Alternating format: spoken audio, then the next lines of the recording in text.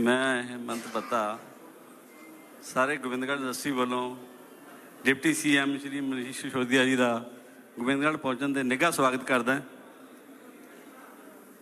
Sir साडा water state है, इत्थे इंडस्ट्री दियां जिहड़ियां बहुत प्रॉब्लमां ने। कई बार असीं रिक्वेस्ट जो भी गवर्नमेंट आउंदी है उन्होंने करते रहने हैं। जिहड़े साडे गुआंढी स्टेट है उन्होंने इंसेंटिव गवर्नमेंट वालों मिल रहा है, हिमाचल नूं, जम्मू एंड कश्मीर नूं, लेकिन पंजाब नूं नहीं है। सानू अपनी मेहनत नाल असीं इत्थे व्यापार चला रहे हैं गोबिंदगढ़ दे विच। इत्थे स्टील इंडस्ट्री है, तुहानूं पता ही है। ना तो इत्थे कोई लोहे की खान है, ना इत्थे इन्नी कंजप्शन है। असीं बाहरों रॉ मटीरियल लिया के इत्थे तैयार करके बाहर भेजते हैं। ट्रांसपोर्टेशन भी सानूं काफ़ी पैंदी है। फिर भी असीं इस इंडस्ट्री नूं चला रहे हैं बहुत ही मिनिमम मार्जन ते। काफ़ी लोगों को इत्थे रोज़गार मिलता है। बाहरले स्टेटां तो भी लेबर इत्थे आके रोज़गार लै रही है। पर मेन मुद्दा यह है भी सानू गौरमेंट की हैल्प की जरूरत है, बढ़ सके ताकि इंडस्ट्री देखो पंजाब दे विच देखो पंजाब दे विच जां तां किसानी है जां इंडस्ट्री है, दोने रीढ़ दी हड्डियां ने। किसानी भी बहुत जरूरी है। किसान फसल चंगी हो, उन्होंने पूरे पैसे मिलणगे, वो खर्च करनगे, तां ही अगे पंजाब तरक्की करूगा, इंडस्ट्री तरक्की करू। दोनों वाल ध्यान देने की जरूरत है। साडी मेन मुद्दा बिजली का जी। इत्थे बिजली बड़ी महंगी इंडस्ट्री नूं मिलदी। साडे नाल कई वादे होए हैं 5 रुपए यूनिट दे, पर वो वादे पूरे नहीं होए सही तरीके नाल। फिक्स चार्ज सानू लाता, रेट साडा फेर ही हो गया। एक तो असीं चाहुंदे फिक्स चार्ज ना लगे, 5 रुपए बिजली हो जाए तो फिक्स चार्ज ना लगे। ये साडी पहली मंग है। एक सर जिहड़ियां इत्थे सानू ब्यूरोक्रेसी काफ़ी तंग करती है, बड़ी तकलीफ आती है। असीं इन्नी मेहनत करते हैं तो व्यापारी नूं जिहड़ा चोरी समझा जाता है, फिर भी इन्ना असीं रैवन्यू इकट्ठा करके दिंदे हैं, उहदे बावजूद भी। इस गल वाल तुसीं जरूर ध्यान दिओ। तो जो भी सबसिडियां वगैरह तुसीं कोई सेंटर तो सानूं दवा सकते हो, जां तुहाडी गौरमेंट इत्थे बनदी है तुसीं दे सकते हो, तो इंडस्ट्री वाल जरूर ध्यान दिओ। धन्नवाद जी। बहुत बहुत धन्यवाद हेमंत बत्ता जी। साडी जिहड़ी पार्टी है जी, ये समझती है कि जे व्यापारी का व्यापार ठीक होगा, इंडस्ट्री की इंडस्ट्री चलूगी, तो उहदे नाल ना सिर्फ जिहड़ा हैगा रोज़गार के मौके पैदा होणगे, बल्कि सरकार नूं भी रेवन्यू मिलूगा, तां जो जिहड़ियां हैगियां सरकार दी जिहड़ियां योजनावां हैगियां या तरक्की दी योजनावां हैगियां वो सिरे चढ़ सकण। असीं इस गल नूं भली भांति जाणदे हां। हेमंत जी बहुत बहुत धन्नवाद तुहाडा।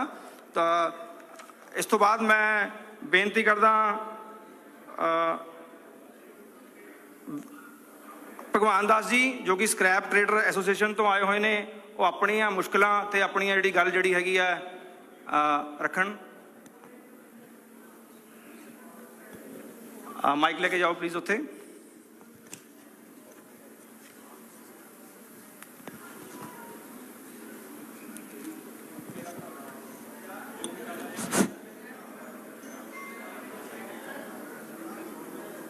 दिल्ली तो आए डिप्टी CM मनीष सिसोदिया जी का मंडी गोबिंदगढ़ पहुँचन ते मैं अपनी पार्टी वालों अपने वालों अपनी एसोसीएशन वालों दिलों धन्यवाद करदा। मैं मनीष जी नूं इक्को ही बेनती करना चाहना कि देखो मंडी एक है, छोटी जी मंडी है बिल्कुल। इत्थे व्यापार भी इक्को ही है, क्योंकि बड़े बड़े शहर देखे ने अपने, हर शहर के 5-5 6-6 10-10 व्यापार होंदे ने। मंडी एक ऐसा स्टेशन है जिथे इक्को ही व्यापार हुंदा है, वो व्यापार है लोहे का, होर कोई दूजा व्यापार नहीं।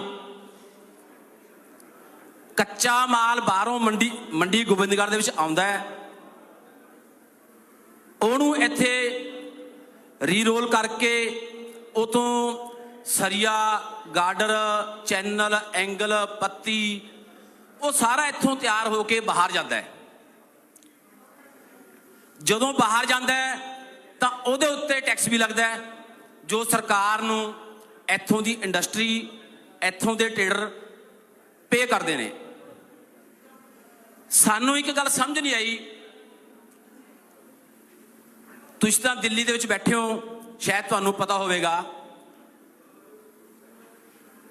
ਵਪਾਰੀ ਨੂੰ ਹਰ ਟਾਈਮ ਚੋਰ ਕਿਹਾ ਜਾਂਦਾ ਹੈ। ਖਾਸ ਕਰਕੇ ਮੰਡੀ ਗੋਬਿੰਦਗੜ੍ਹ ਦੇ ਵਪਾਰੀਆਂ ਨੂੰ, ਉਦਯੋਗਪਤੀਆਂ ਨੂੰ, ਟ੍ਰੇਡਰਾਂ ਨੂੰ ਹਮੇਸ਼ਾ ਚੋਰ ਦੀ ਨਿਗਾਹ ਨਾਲ ਦੇਖਿਆ ਜਾਂਦਾ ਹੈ, ਚੋਰ ਹੀ ਸਮਝਿਆ ਜਾਂਦਾ ਹੈ। ਜਦ ਕਿ ਸਭ ਤੋਂ ਵੱਧ ਰੈਵਨਿਊ ਸਰਕਾਰ ਨੂੰ ਮੰਡੀ ਗੋਬਿੰਦਗੜ੍ਹ ਵਿੱਚੋਂ ਲੋਹੇ ਤੋਂ ਹੀ ਮਿਲਦਾ ਹੈ।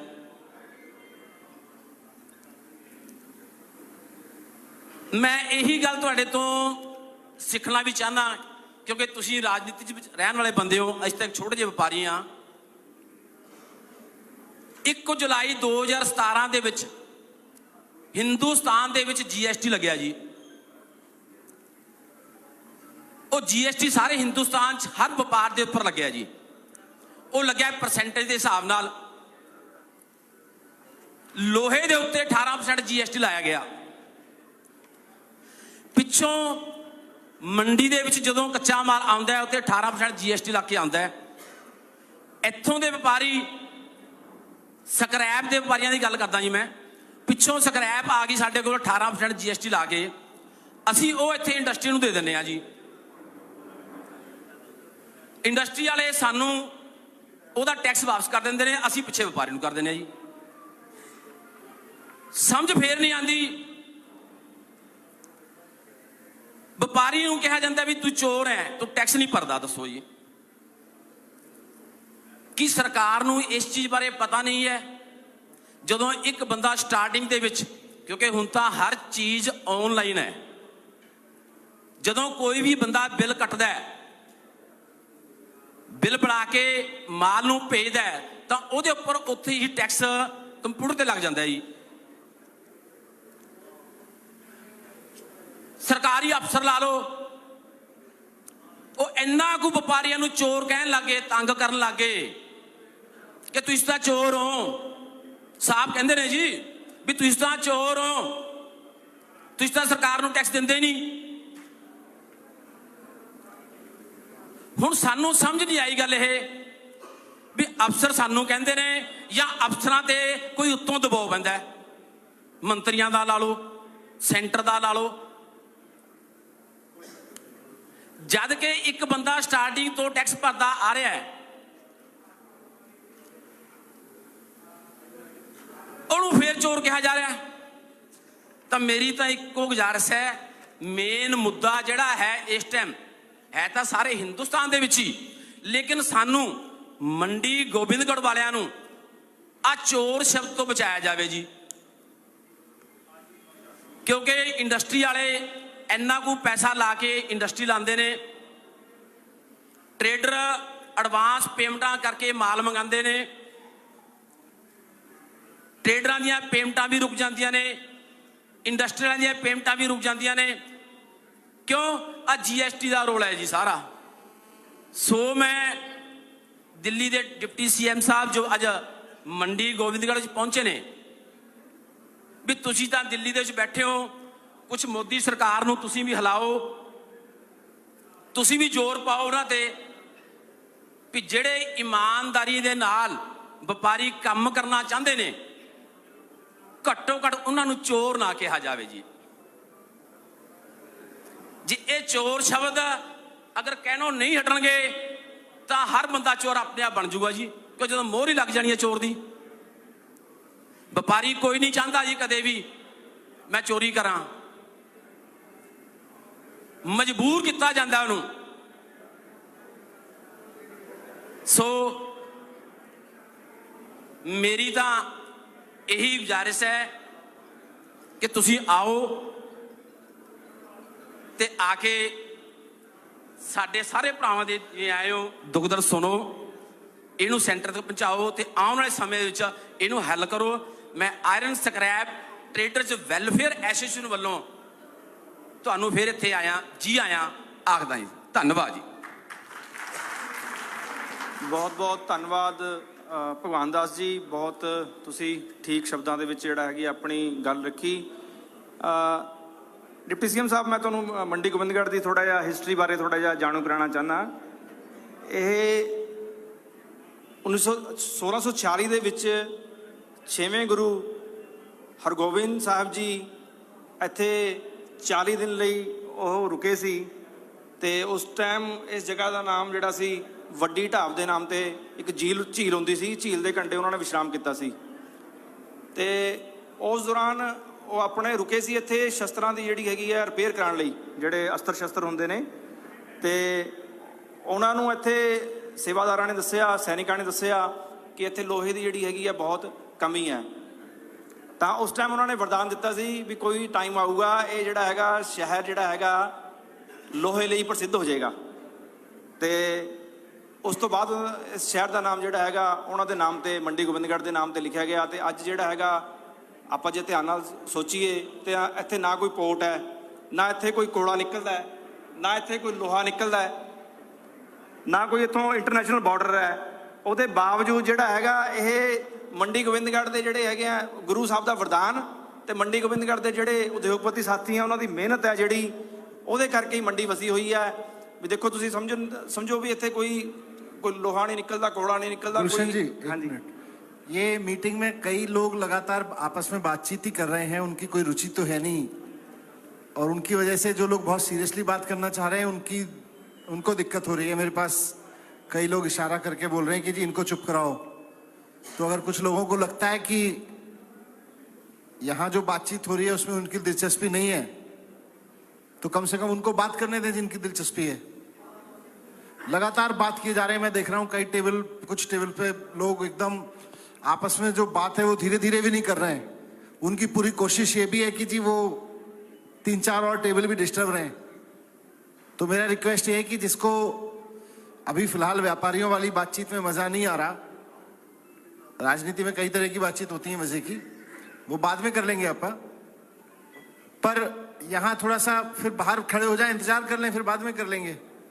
क्योंकि अगर लग रहा है कि ये व्यापारियों वाली बातचीत में दिलचस्पी नहीं है, तो जिस बातचीत में आपकी दिलचस्पी है फिलहाल यहाँ वो नहीं होगी, बाहर खड़े होकर कर लो कोई बातचीत, ठीक है जी?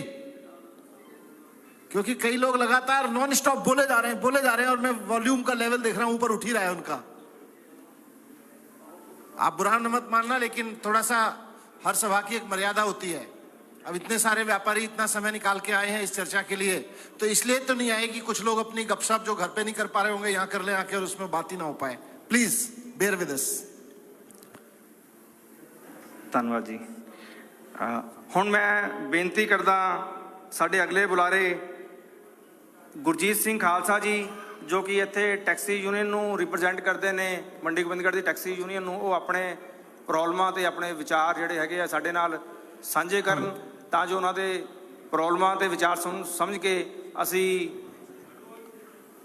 ਬਣਦੇ ਸਮੇਂ ਆਉਣ ਵਾਲੇ ਸਮੇਂ ਦੇ ਵਿੱਚ ਉਹਨਾਂ ਦੀ ਜਿਹੜੀਆਂ ਹੈਗੀਆਂ ਜ਼ਰੂਰਤਾਂ ਨੂੰ ਸਮਝਦੇ ਹੋਏ ਮਨੋਰਥ ਪੱਤਰ ਦੇ ਵਿੱਚ ਸ਼ਾਮਲ ਕਰ ਪਾਈਏ। ਸਮੂਹ ਸਾਧ ਸੰਗਤ ਨੂੰ ਪਹਿਲੋਂ ਗੱਜ ਵੱਜ ਕੇ ਬੁਲਾਓ ਜੀ। ਵਾਹਿਗੁਰੂ ਜੀ ਕਾ ਖਾਲਸਾ, ਵਾਹਿਗੁਰੂ ਜੀ ਕੀ ਫਤਿਹ। ਜੀ ਆਇਆਂ ਮਨੀਸ਼ ਸਿਸੋਦੀਆ ਜੀ ਨੂੰ ਜੀ ਆਇਆਂ ਕਹਿੰਦੇ ਆ।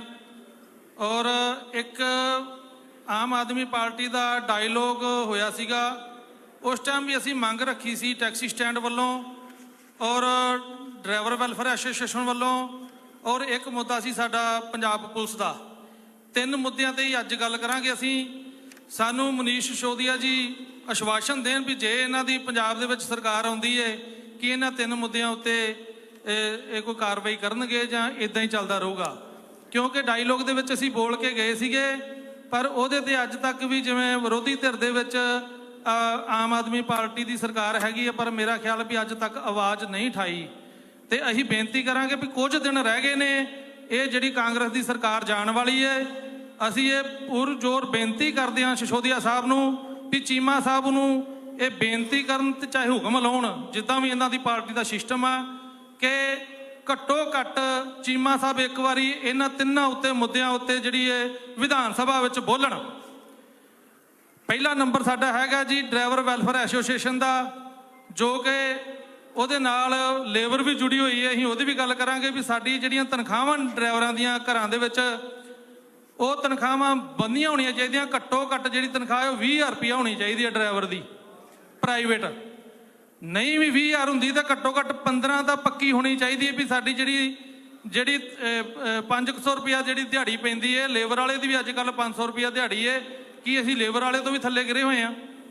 ਜਿਹੜਾ ਡਰਾਈਵਰ ਆ ਉਹ ਸਾਡੇ ਰਾਹੀਂ ਲਿਆ ਜਾਵੇ, ਮੰਡੀ ਗੋਬਿੰਦਗੜ੍ਹ ਦੇ ਵਿੱਚ ਜ਼ਿਲ੍ਹੇ ਦੇ ਵਿੱਚ ਸਾਡੇ ਰਾਹੀਂ ਲਿਆ ਜਾਵੇ, ਕਿਉਂਕਿ ਡਰਾਈਵਰ ਜਿਹੜਾ ਬੜਾ ਇੱਕ ਜ਼ਰੂਰੀ ਇੱਕ ਘਰ ਦਾ ਪਾਰਟ ਹੁੰਦਾ ਵਾ, ਕਿਉਂਕਿ ਉਹਦੇ ਨਾਲ ਹਾਂਜੀ ਆਪਣੀਆਂ ਧੀਆਂ ਭੈਣਾਂ ਵੀ ਇਕੱਲੇ ਨਾਲ ਭੇਜਣੀਆਂ ਹੁੰਦੀਆਂ ਨੇ, ਬੇਟੀਆਂ ਵੀ ਬਹੂ ਬੇਟੀਆਂ ਵੀ, ਔਰ ਘਰ ਦਾ ਕੈਸ਼ ਤੇ ਇੱਕ ਘਰ ਦਾ ਨੌਕਰ, ਜਿਹੜੇ ਦੋ ਬੰਦੇ ਬਹੁਤ ਨਾਈਸ ਹੋਣੇ ਚਾਹੀਦੇ, ਵਧੀਆ ਹੋਣੇ ਚਾਹੀਦੇ ਆ।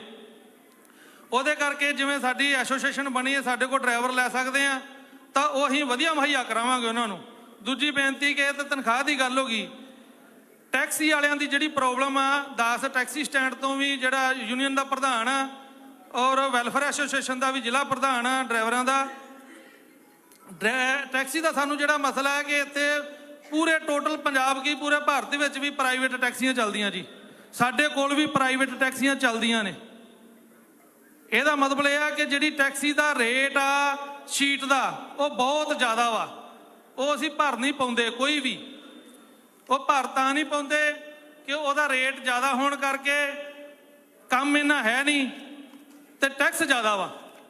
ਟੈਕਸ ਜ਼ਿਆਦਾ ਹੋਣ ਕਰਕੇ ਜੇ ਉਹ ਟੈਕਸ ਘਟਾਇਆ ਜਾਵੇ ਤੇ ਜੇ ਮੰਡੀ ਗੋਬਿੰਦਗੜ੍ਹ ਵਿੱਚ 5 ਜਾਂ 6 ਟੈਕਸੀਆਂ ਪਰਮਿਟ ਨੇ, ਆਉਣ ਵਾਲੇ ਸਮੇਂ 'ਚ 150-200 ਟੈਕਸੀ ਜਿਹੜੀ ਪਰਮਿਟ ਹੋ ਸਕਦੀ ਹੈ। ਤੇ ਹੁਣ ਜੇ 200 ਟੈਕਸੀ ਪਰਮਿਟ ਹੁੰਦੀ ਏ ਤੇ ਉਹਨੂੰ ਕੁੱਲ ਮਿਲਾ ਕੇ ਉਹਦੀ ਜਿਹੜੀ ਸਰਕਾਰ ਨੂੰ ਜਿਹੜਾ ਟੈਕਸ ਜਾਊਗਾ ਕਿੰਨਾ ਜਾਊਗਾ? ਕਿੱਥੇ 5 ਟੈਕਸੀਆਂ ਮੰਡੀ ਗੋਬਿੰਦਗੜ੍ਹ ਦੇ ਵਿੱਚ ਜ਼ਿਆਦਾ ਜ਼ੋਰ ਮਾਰ ਕੇ ਕਹਾਂ ਤੇ 5 ਟੈਕਸੀਆਂ ਪਰਮਿਟ ਵਾਲੀਆਂ ਹੋਣਗੀਆਂ, ਹੱਦ 7 ਹੋ ਜਾਣਗੀਆਂ ਜਾਂ 10 ਹੋ ਜਾਣਗੀਆਂ। ਜੇ ਇਹੀ ਟੈਕਸ ਘਟਾਇਆ ਜਾਵੇ ਤਾਂ ਇਹੀ 200 ਨੂੰ ਪਲੱਸ ਕਰ ਲਓ, ਕਿੰਨਾ ਟੈਕਸ ਜਿਹੜਾ ਇਕੱਠਾ ਹੋਊਗਾ ਅਸੀਂ ਵੀ ਦੇਣ ਨੂੰ ਤਿਆਰ ਹਾਂ।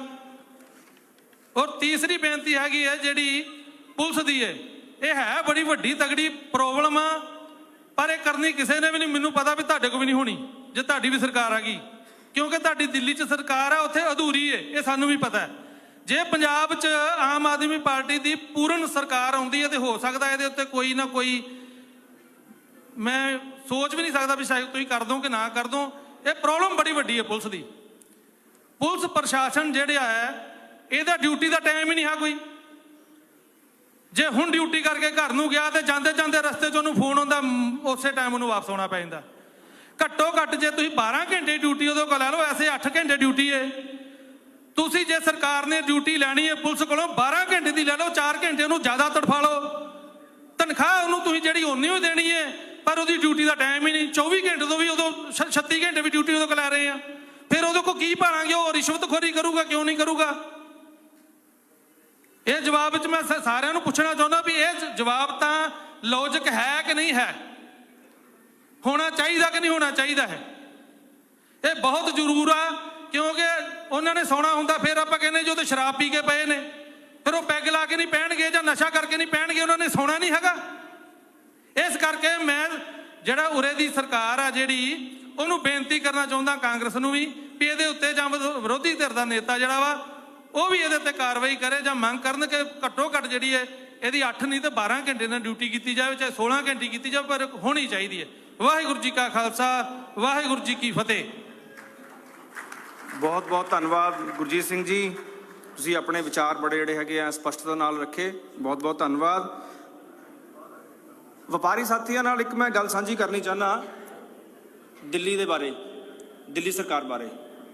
ਮਾਨਯੋਗ ਮਨੀਸ਼ ਸਿਸੋਦੀਆ ਜੀ ਉੱਥੇ ਦੇ ਫਾਈਨਾਂਸ ਮਿਨਿਸਟਰ ਨੇ, ਜਦ ਇਹਨਾਂ ਨੇ ਦਿੱਲੀ ਦਾ ਜਿਹੜਾ ਹੈਗਾ ਕਾਰਜਭਾਰ ਸੰਭਾਲਿਆ ਸੀ, ਉਸ ਟਾਈਮ ਜਿਹੜਾ ਹੈਗਾ 30,000 ਕਰੋੜ ਦਾ ਬਜਟ ਜਿਹੜਾ ਹੈਗਾ ਦਿੱਲੀ ਦਾ ਹੁੰਦਾ ਸੀ।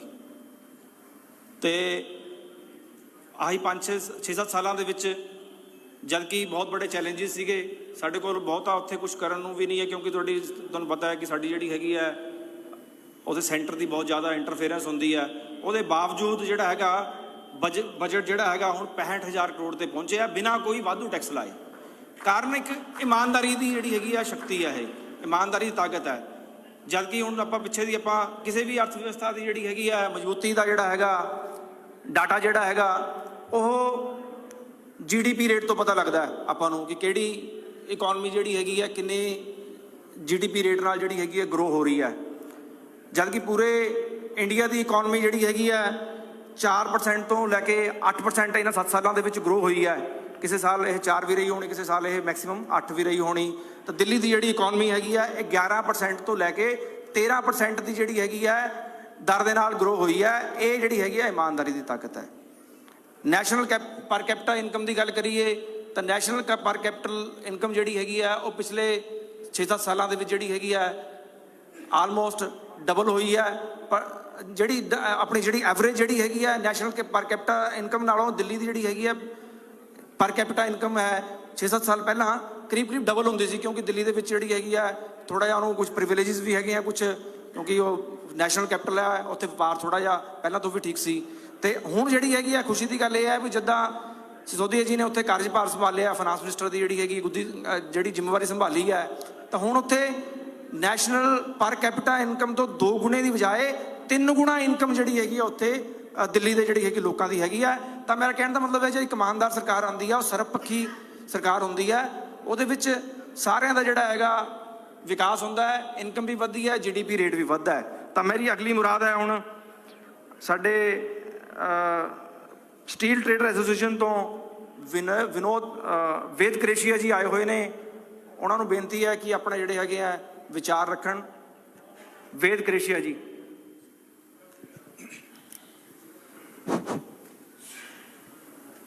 ਸਾਡੀ ਅੱਜ ਦੀ ਮੀਟਿੰਗ 'ਚ ਪਧਾਰੇ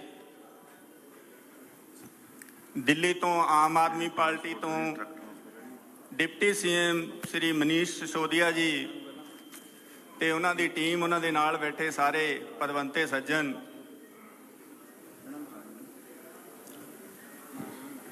ਮੇਰੇ ਤੋਂ ਪਹਿਲਾਂ ਮੇਰਾ ਛੋਟਾ ਵੀਰ ਭਗਵਾਨ ਦਾਸ ਆਇਰਨ ਟ੍ਰੇਡਰ ਐਸੋਸੀਏਸ਼ਨ ਤੋਂ ਬੋਲ ਕੇ ਹਟਿਆ ਹੈ। ਸਾਡੀਆਂ ਸਟੀਲ ਟ੍ਰੇਡਰ ਐਸੋਸੀਏਸ਼ਨ ਦੀਆਂ ਸਮੱਸਿਆਵਾਂ ਲਗਭਗ ਮਿਲਦੀਆਂ ਜੁਲਦੀਆਂ ਨੇ। ਨਾ ਹੀ ਤਾਂ ਅੱਜ ਤੱਕ ਕਿਸੇ ਸਰਕਾਰ ਨੇ ਆਇਰਨ ਟ੍ਰੇਡਰ ਤੇ ਸਮੱਸਿਆਵਾਂ ਤੇ ਕੋਈ ਗੌਰ ਕੀਤੀ ਹੈ ਤੇ ਨਾ ਹੀ ਸਟੀਲ ਟ੍ਰੇਡਰ ਐਸੋਸੀਏਸ਼ਨ ਦੀਆਂ ਸਮੱਸਿਆਵਾਂ ਤੇ ਗੌਰ ਕੀਤੀ ਹੈ। ਜਦ ਕਿ ਮੰਡੀ ਗੋਬਿੰਦਗੜ੍ਹ ਦੀ ਇੰਡਸਟਰੀ ਦੇ ਦੋਨੋਂ ਹੀ ਮੇਨ ਧੁਰੀਆਂ ਹਨ। ਨਾ ਤਾਂ ਸਕ੍ਰੈਪ ਆਵੇ ਤਾਂ ਇੰਡਸਟਰੀ ਚੱਲ ਸਕਦੀ ਹੈ ਤੇ ਨਾ ਹੀ ਜੇ ਬਣਿਆ ਮਾਲ ਬਾਹਰ ਜਾਵੇ ਤਾਂ ਇੰਡਸਟਰੀ ਚੱਲ ਸਕਦੀ ਹੈ। ਸਾਡੇ ਨਾਲ ਇੰਡਸਟਰੀ ਵਾਲੇ ਆਪਣਾ ਪੱਖ ਰੱਖਦੇ ਨੇ, ਅਸੀਂ ਆਪਣਾ ਪੱਖ ਰੱਖਦੇ ਹਾਂ। ਸਾਡੇ ਨਾਲ ਡਰਾਈਵਰ ਭਰਾ ਤੇ ਬਹੁਤ ਸਾਰੀ ਲੇਬਰ ਸਾਡੇ ਨਾਲ ਜੁੜੇ ਹੋਏ ਨੇ, ਜਿਨ੍ਹਾਂ ਦੀਆਂ ਸਮੱਸਿਆਵਾਂ ਨੂੰ ਲੈ ਕੇ ਅਸੀਂ ਆਪਣੇ ਤੌਰ ਤੇ ਹੱਲ ਕਰਦੇ ਰਹਿੰਦੇ ਹਾਂ ਟਾਈਮ ਟੂ ਟਾਈਮ।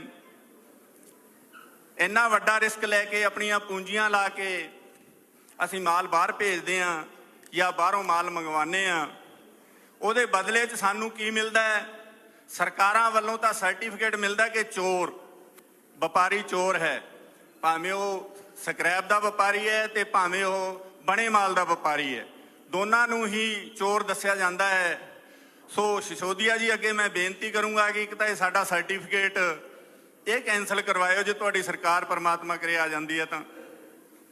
ਦੂਜੀ ਸਮੱਸਿਆ ਸਭ ਤੋਂ ਵੱਡੀ ਸਮੱਸਿਆ ਹੈ ਜਿਹਦੇ ਤੇ ਕੋਈ ਵੀ ਗੌਰ ਨਹੀਂ ਕਰਦਾ। ਸ਼ਾਇਦ ਸਾਰੇ ਇਸ ਮੇਰੇ ਪੁਆਇੰਟ ਦੇ ਉੱਪਰ ਸ਼ਾਇਦ ਮਜ਼ਾਕ 'ਚ ਲੈਣਗੇ ਕਿ ਵੱਡੀ ਸਮੱਸਿਆ ਦੋਨਾਂ ਨੂੰ ਹੀ ਕੰਡਿਆਂ ਦੀ ਹੈ ਸਰ, ਜਿਹਦੀ ਕਿਤੇ ਵੀ ਕੋਈ ਸੁਣਵਾਈ ਨਹੀਂ ਹੈ।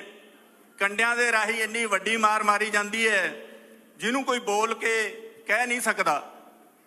ਅਸੀਂ ਐਸੋਸੀਏਸ਼ਨ ਤੌਰ ਤੇ ਕੰਡਾ ਡਿਪਾਰਟਮੈਂਟ FCI ਦੇ ਅੰਡਰ ਆਉਂਦਾ ਹੈ। ਅਸੀਂ FCI ਦੇ ਅਫਸਰਾਂ ਨੂੰ ਵੀ ਜਾ ਕੇ ਮਿਲੇ ਜਿਨ੍ਹਾਂ ਨੂੰ ਇਹ ਹੀ ਨਹੀਂ ਪਤਾ ਕਿ ਕੰਡੇ ਦੇ ਵਿੱਚ ਤੁਹਾਡੇ ਨਾਲ ਹੁੰਦਾ ਕੀ ਹੈ। ਸੋ ਬੇਨਤੀ ਕਰੂੰਗਾ ਇਹਨਾਂ ਗੱਲਾਂ ਤੇ ਸਾਰੇ ਹੀ ਆਪਣਾ ਆਪਣਾ ਪੱਖ ਰੱਖਦੇ ਨੇ। ਕੰਡੇ ਦਾ ਬਹੁਤ ਵੱਡਾ ਮੁੱਦਾ ਹੈ ਜਿਹਨੂੰ ਤੁਸੀਂ ਜਲਦੀ ਤੋਂ ਜਲਦੀ ਹੱਲ ਕਰਵਾਇਓ ਤੇ ਸਾਡੇ ਸਟੀਲ ਟ੍ਰੇਡਰ ਐਸੋਸੀਏਸ਼ਨ ਦੇ ਬਾਰੇ ਵੀ ਕੋਈ ਵਿਚਾਰ ਪਾਲਿਸੀ ਕਰੋ ਜਿਹਦੇ ਬਦਲੇ 'ਚ ਟ੍ਰੇਡਰ ਨੂੰ ਕੁਝ ਮਿਲ ਸਕੇ। ਜੈ ਸ਼੍ਰੀ ਰਾਮ। ਬਹੁਤ ਬਹੁਤ ਧੰਨਵਾਦ ਵੇਦ ਕ੍ਰਿਸ਼ੀਆ ਜੀ, ਤੁਸੀਂ ਆਪਣੇ ਵਿਚਾਰ ਬੜੇ ਸਪਸ਼ਟਤਾ ਨਾਲ ਰੱਖੇ। ਹੁਣ ਮੈਂ ਬੇਨਤੀ ਕਰਦਾ ਸਾਡੇ ਅਗਲੇ ਬੁਲਾਰੇ ਅਜੇ Gupta ji, Ruby strips private limited ਤੋਂ। ਨਹੀਂ, ਠੀਕ ਹੈ। ਤੇ ਹੁਣ ਮੈਂ ਬੇਨਤੀ ਕਰਦਾ ਸੁਖਜੀਵਨ ਸਿੰਘ ਜੀ BGR ਟਰਾਂਸਪੋਰਟ ਤੋਂ ਪਹੁੰਚੇ ਹੋਏ ਨੇ ਇੱਥੇ। ਸੁਖਜੀਵਨ ਸਿੰਘ ਜੀ BGR ਟਰਾਂਸਪੋਰਟ ਤੋਂ ਉਧਰ।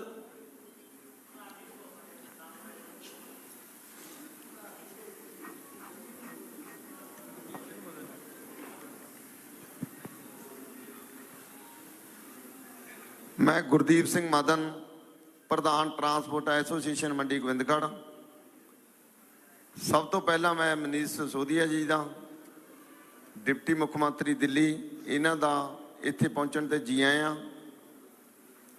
ਟਰਾਂਸਪੋਰਟ ਐਸੋਸੀਏਸ਼ਨ ਵੱਲੋਂ ਆਖਿਆ ਜਾਂਦਾ ਸਾਡੀਆਂ ਜਿਹੜੀਆਂ ਟਰਾਂਸਪੋਰਟ ਦੀਆਂ ਸਮੱਸਿਆਵਾਂ ਹੈਗੀਆਂ ਨੇ, ਸਭ ਤੋਂ ਪਹਿਲਾਂ ਤਾਂ ਜਿਹੜਾ ਕਿ ਸਾਡੇ ਮੰਡੀ ਗੋਬਿੰਦਗੜ੍ਹ ਦੇ ਵਿੱਚ ਜੋ ਕਿ ਟ੍ਰੈਫਿਕ ਦਾ ਕਾਰਨ ਬਣਿਆ ਹੋਇਆ, ਜਿਹੜਾ ਟ੍ਰੈਫਿਕ ਦਾ ਕਾਰਨ ਬਣਿਆ, ਸਭ ਤੋਂ ਵੱਡੀ ਗੱਲ ਇਹ ਆ ਵੀ ਜੋ ਕਿ ਮੰਡੀ ਗੋਬਿੰਦਗੜ੍ਹ ਦੇ ਵਿੱਚ ਕਾਫੀ ਸਮੇਂ ਤੋਂ ਟਰਾਂਸਪੋਰਟ ਨਗਰ ਬਣਿਆ ਸੀਗਾ। ਉਸ ਜਗ੍ਹਾ ਤੇ ਜਿਹੜੇ ਬਾਹਰਲੇ ਲੋਕ ਸੀ ਉਹਨਾਂ ਨੂੰ ਦੁਕਾਨਾਂ ਦਿੱਤੀਆਂ ਗਈਆਂ ਸੀਗੀਆਂ ਟਰਾਂਸਪੋਰਟ ਨਗਰ ਵਾਸਤੇ। ਉੱਥੇ ਬੜੀਆਂ ਘੱਟ ਦੁਕਾਨਾਂ ਸੀ, ਇਸ ਕਰਕੇ ਉੱਥੇ ਲੋਕ ਨਹੀਂ ਜਾ ਸਕੇ, ਕਿਉਂਕਿ ਮੰਡੀ ਗੋਬਿੰਦਗੜ੍ਹ ਤੋਂ 10 ਕਿਲੋਮੀਟਰ ਦੇ ਦੂਰੇ ਸੀ। ਤੇ ਜੋ ਦੂਰੀ ਹੋਣ ਕਰਕੇ ਉੱਥੇ ਲੋਕ ਸਾਡੇ ਜਿਹੜੇ ਟਰਾਂਸਪੋਰਟ ਦੇ ਸੀਗੇ ਨਹੀਂ ਜਾ ਸਕੇ, ਨਾ ਕਿਸੇ ਨੇ ਦੁਕਾਨਾਂ ਲਈਆਂ ਨੇ। ਕਾਰਨ ਬਣ ਗਿਆ ਉਸ ਤੋਂ ਬਾਅਦ ਜਿਹੜੇ ਕਿ ਮੰਡੀ ਗੋਬਿੰਦਗੜ੍ਹ ਦੇ ਵਿੱਚ ਟਰਾਂਸਪੋਰਟਰ ਨੂੰ ਇੱਕ ਆਪਣੇ ਗੋਡਾਊਨ ਤਕਰੀਬਨ ਵੀ 25 ਤੋਂ 30 ਲੱਖ ਰੁਪਏ ਦੇ ਵਿੱਚ ਲਾ ਕੇ ਆਪਣੇ ਗੋਡਾਊਨ ਖਰੀਦਣੇ ਪਏ, ਤਾਂ ਕਿ ਆਪਣੀਆਂ ਗੱਡੀਆਂ ਖੜਾਉਣ ਦਾ ਉੱਥੇ ਆਪਣਾ ਮੰਨ ਲਓ ਹੀਲਾ ਕੀਤਾ ਗਿਆ। ਉਸ ਤੋਂ ਬਾਅਦ ਕੰਡਿਆਂ ਦੇ ਬੜੇ ਕਾਰਨ ਨੇ। ਜੇਕਰ ਕੰਡਾ ਮੰਡੀ ਗੋਬਿੰਦਗੜ੍ਹ ਦੇ ਵਿੱਚ ਕੋਈ ਟਰਾਂਸਪੋਰਟਰ ਕਹਿੰਦਾ ਵੀ ਮੈਂ ਕੰਡਾ ਆਪਣਾ ਇਹ ਕਰਵਾਉਣਾ, ਪਰ ਨਹੀਂ, ਉਸ ਜਗ੍ਹਾ ਤੇ ਵਪਾਰੀ ਦਾ ਇਹ ਕਹਿਣਾ ਹੁੰਦਾ ਵੀ ਅਸੀਂ ਆਪਣਾ ਅੰਦਰਲਾ ਕਰਵਾਉਣਾ, ਜਿਹੜਾ ਕਿ ਉਹਦਾ 1 ਕੁਇੰਟਲ ਤੋਂ ਵੱਧ ਦੇ ਤੌਰ ਤੇ ਮੰਨ ਲਓ ਉਹਦਾ ਫਰਕ ਹੁੰਦਾ ਕੰਡੇ ਦਾ। ਉਹਦੇ ਨਾਲ ਜਿਹੜਾ ਕਿ ਬਹੁਤ ਕਾਫੀ ਇੱਕ ਧੱਕੇਸ਼ਾਹੀ ਲਾ ਲਓ ਉਹਨੂੰ। ਉਸ ਤੋਂ ਬਾਅਦ ਮੰਡੀ ਗੋਬਿੰਦਗੜ੍ਹ ਦੇ ਵਿੱਚੋਂ ਜਿਹੜੀਆਂ ਕਿ ਬਾਹਰਲੀਆਂ ਸਟੇਟਾਂ ਨੂੰ, ਭਾਵੇਂ ਦਿੱਲੀ ਤੱਕ ਲਾ ਲਈਏ ਅਸੀਂ ਵੀ ਦਿੱਲੀ ਤੱਕ ਗੱਡੀਆਂ ਜਾਂਦੀਆਂ ਨੇ, ਅੰਬਾਲੇ ਤੋਂ ਭਾਵੇਂ DTO ਆ, ਭਾਵੇਂ RTO ਆ, ਭਾਵੇਂ ਟ੍ਰੈਫਿਕ ਪੁਲਿਸ ਆ, ਉੱਥੋਂ ਰੁਪਈਏ ਵੰਡਦੇ ਹੀ ਜਾਣਾ ਪੈਂਦਾ ਤਾਂ ਦਿੱਲੀ ਪਹੁੰਚਣਾ ਪੈਂਦਾ।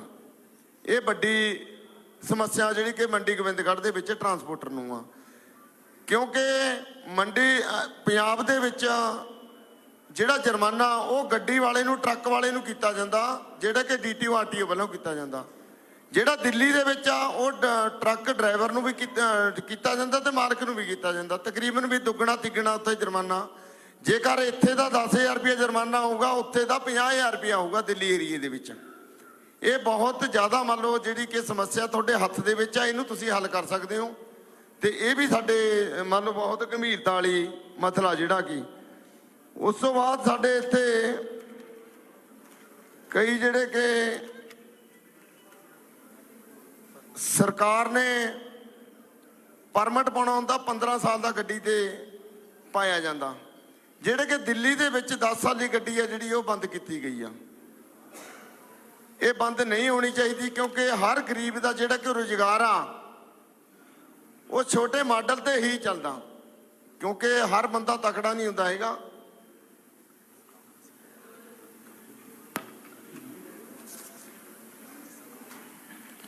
ਧੰਨਵਾਦ ਜੀ। ਬਾਕੀ ਜਿਹੜੀਆਂ ਵੀ ਹੋਰ ਸਮੱਸਿਆਵਾਂ ਹੈਗੀਆਂ ਨੇ, ਜਿਵੇਂ ਕਿ ਆ ਗੱਲ ਕਰਦੇ ਆ ਵੀ ਦਿੱਲੀ ਦੇ ਵਿੱਚ 10 ਸਾਲ ਦੀ ਗੱਡੀ ਬੰਦ ਕੀਤੀ ਗਈ, ਉਹਦੇ ਨਾਲ ਸਾਡੇ ਪੰਜਾਬ ਦੇ ਵੀ ਮੰਨ ਲਓ ਉਧਰ ਨੂੰ ਧਿਆਨ ਹੋ ਗਿਆ ਉਹਨਾਂ ਦਾ। ਜੇਕਰ ਸਾਡੇ ਪੰਜਾਬ ਦੇ ਵਿੱਚ ਵੀ ਸਾਡੇ ਗਰੀਬ ਲੋਕਾਂ ਦਾ ਜਿਹੜਾ ਕਿ ਬਹੁਤ ਵੱਡਾ ਘਾਣ ਆ, ਇਹਦੇ ਤੇ ਜ਼ਰੂਰ ਗੌਰ ਕਰਨੀ ਚਾਹੀਦੀ ਆ। ਤੇ ਬਾਕੀ ਹੋਰ ਸਾਡੇ ਪ੍ਰਵੀਨ ਜੀ ਤੁਹਾਨੂੰ ਦੱਸਣਗੇ।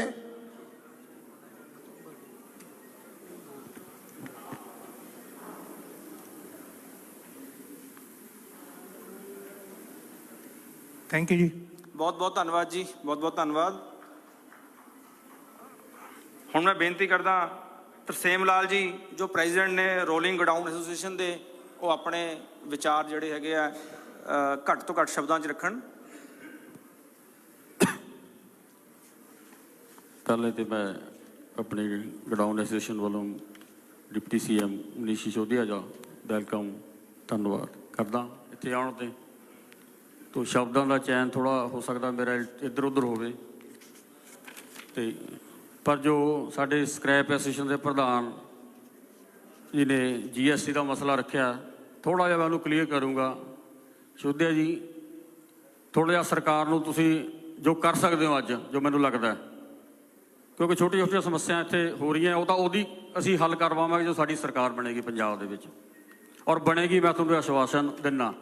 ਕਿਉਂਕਿ ਇੱਥੇ ਜਿੰਨੇ ਵੀ ਮੇਰੇ ਦੋਸਤ ਮਿੱਤਰ ਭਰਾ ਆਏ ਨੇ, ਕੋਈ ਪੇੜ ਬੰਦਾ ਨਹੀਂ ਹੈ ਹੋਰਾਂ ਵਾਂਗੂ। ਇਹ ਨਹੀਂ, ਕਿਉਂਕਿ ਮੈਂ ਇੱਕ ਗਲਤੀ ਵੀ ਸਵੀਕਾਰ ਕਰਦਾ, ਇੱਥੇ ਪਿਛਲੇ ਇਲੈਕਸ਼ਨਾਂ ਦੇ ਵਿੱਚ ਕਿਸੇ ਕਾਰਨ ਮੈਨੂੰ ਕਾਂਗਰਸੀ ਸਪੋਰਟ ਦੇ ਵਿੱਚ ਬੁਢਲਾਡਾ ਸੀਟ ਤੇ ਜਾਣਾ ਪਿਆ।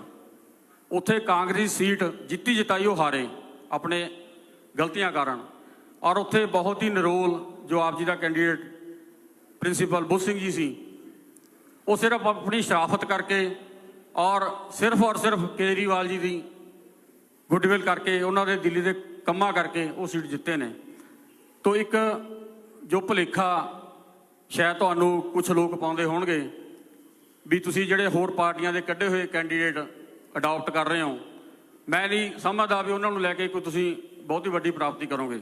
ਤੁਸੀਂ ਨਿਰੋਲ ਸਾਫ਼ ਸੁਥਰੇ ਕਿਰਦਾਰ ਦੇ ਬੰਦਿਆਂ ਨੂੰ ਅਗਰ ਸੀਟਾਂ ਦਿਓਗੇ ਤਾਂ ਤੁਹਾਡੀ ਸਰਕਾਰ ਲਾਜ਼ਮੀ ਬਣੇਗੀ। ਪਿਛਲੀ ਸਰਕਾਰ ਵੀ ਸਾਡੀ ਨਾ ਬਣਨ ਦਾ ਕਾਰਨ ਇਹੀ ਸੀ। ਔਰ ਤੁਸੀਂ ਧਿਆਨ ਨਾਲ ਦੇਖੋ ਵੀ ਜਿਹੜੇ ਕੈਂਡੀਡੇਟ ਤੁਹਾਡੇ ਹਾਰੇ ਨੇ, ਸਿਰਫ ਉਹੀ ਹਾਰੇ ਨੇ ਜਿਹੜੇ ਹੋਰ ਪਾਰਟੀਆਂ 'ਚੋਂ ਆਏ ਨੇ। ਕਿਉਂ ਅੱਜ ਉਹ ਹੋਰ 'ਚੋਂ ਇੱਧਰ ਆ ਸਕਦੇ ਨੇ, ਜਦੋਂ ਕੋਈ ਲਾਲਚ ਮਿਲੂ ਇੱਧਰੋਂ ਉੱਧਰ ਵੀ ਜਾਣਗੇ। ਜਿਹਦੀ ਕਿ ਸਭ ਤੋਂ ਵੱਡੀ ਐਗਜ਼ਾਮਪਲ ਮੈਂ ਨਾਂ ਨਹੀਂ ਲਊਂਗਾ, ਪਿੱਛੇ ਕੇਜਰੀਵਾਲ ਜੀ ਨੇ ਅਨਾਊਂਸ ਵੀ ਕੀਤਾ। ਤਾਂ ਦੂਸਰੀ ਗੱਲ, ਜੋ GST ਦਾ ਮਸਲਾ ਪ੍ਰਧਾਨ ਜੀ ਨੇ ਚੱਕਿਆ, ਉਸ ਬਾਰੇ ਥੋੜ੍ਹਾ ਜਿਹਾ ਮੈਂ ਕਲੀਅਰ ਕਰੂੰਗਾ ਵੀ ਸਰਕਾਰ ਨੂੰ ਪੁੱਛਿਆ ਜਾਵੇ, ਕੁਝ ਨਿਯਮ ਹਨ ਕਿਸੇ ਨੂੰ GST ਨੰਬਰ ਦੇਣ ਦੇ। ਸਾਡੇ ਕੋਲ ਦਿੱਲੀ ਤੋਂ ਮਾਲ ਆਉਂਦਾ, GST ਲਾ ਕੇ ਆਉਂਦਾ, ਉਸੇ GST ਦੇ ਅਗੇਂਸਟ ਅਸੀਂ ਅੱਗੇ ਮਾਲ ਵੇਚ ਦਿੰਦੇ ਹਾਂ। ਲੇਕਿਨ ਜਦੋਂ ਪਾਰਟੀ GST ਨਹੀਂ ਭਰਦੀ ਤਾਂ ਲਾਇਬਲ ਸਾਨੂੰ ਗਿਣਦੇ ਨੇ। ਤਾਂ ਇਸ ਮਸਲੇ ਤੇ ਤੁਸੀਂ ਉੱਥੇ ਪਾਰਲੀਮੈਂਟ 'ਚ ਸੈਂਟਰ ਦਾ ਜੋ ਵੀ ਹੁੰਦਾ ਸਿਸਟਮ, ਉੱਥੇ ਗੱਲ ਕਰ ਸਕਦੇ ਹੋ। ਤੁਹਾਡੇ MP ਸਾਹਿਬ ਬੈਠੇ ਨੇ।